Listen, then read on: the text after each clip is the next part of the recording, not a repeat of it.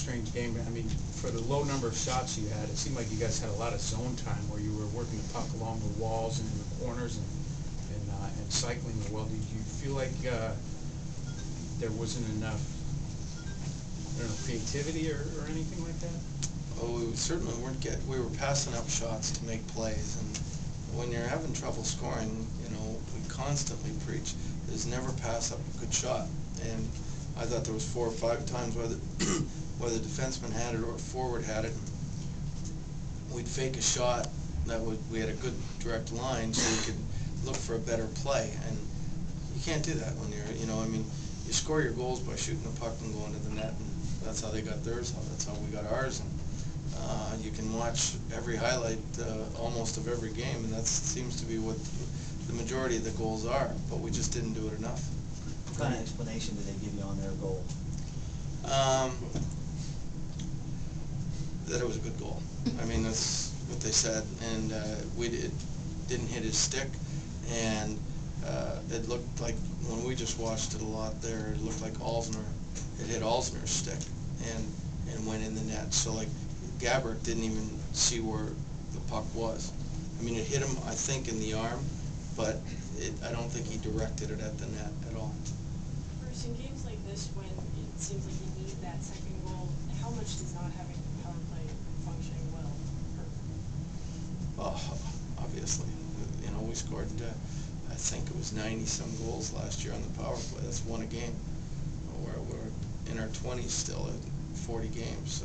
So I mean, that 1 goal a game, you know, it constitutes the difference between people saying we're not an offensive team to an offensive team. A goal a game, it goes from 2.80 a game to 3.80, which was what we had last year, which, you know, was the best in the league. So, you know, when you're not scoring on the power play, things aren't working. There's a lot of things that it encompasses, brings into play.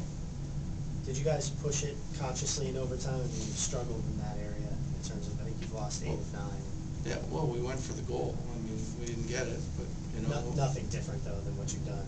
Well, I mean, it's just defensively, you know, we haven't lost the overtime games because of lack of offense. It's because of poor defense, and we talked about how we have to play in the overtime, and we talked about it again on the bench, and I thought we did a real good job of it. And, you know, there's no secret when there's a turnover in overtime, you go. You know, you just, the defense jump into the play. It seems like it's not rocket science. And Marcus and Hendricks did it, I thought, pretty well in the overtime, and they had chances to score.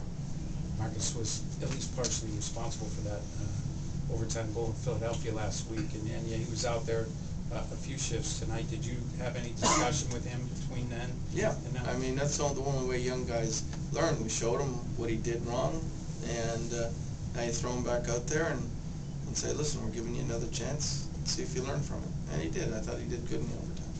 Alex was joking about becoming an old Ovi in the last couple of games. Over the last few games, have you noticed any change in the energy output in him, or the way he's approaching games, or is it just our perception? Well, the way he's approaching games, I don't know, because I mean, that's all mental. And but I thought he had more jump in the first period. You know, you could, to me, his speed has increased recently, and his puck handling has increased, has gotten a little bit better. And I mean, again tonight he had, I thought, 2 really good chances to score, and sometimes you get them, and some years they're all going in, and some years they're not going in, and he's you know, fighting for every goal he can get this year. Is he an old Ovi at this point, or would you like some more from him? Well, of course we'd like 2 goals and 3 assists every game, but we're not getting it. You just said his speed will increase. Well, why do you think that would be? I don't know, he just looked quicker, looked like, you know, I mean, he was making moves while he was skating, whereas before he'd get stiff-legged and try to make moves around guys, like, by not moving his legs. And you saw in the second period he got a puck at the blue line, and he was going full speed, made 1 move, took a great shot, and, you know, and I think he missed the net with it, but it was a great opportunity, and that's what you're used to seeing when you're talking about Alex. Have you seen him more willing to go to the front of the net and sort of crash the net, even got him involved in a bit of a shoving match with Boudreau at one point? Yeah, like he wants to score. He's going to the net. He's going wide. He's driving wide. There's a lot of good things that he's doing offensively. I mean, he just didn't score tonight. Bruce, your thoughts on Volpe's performance? His third straight start. How do you think he did? I thought he did really good. I mean, the only goal that beat him, I mean, it was a goal that even the Rangers didn't know they scored.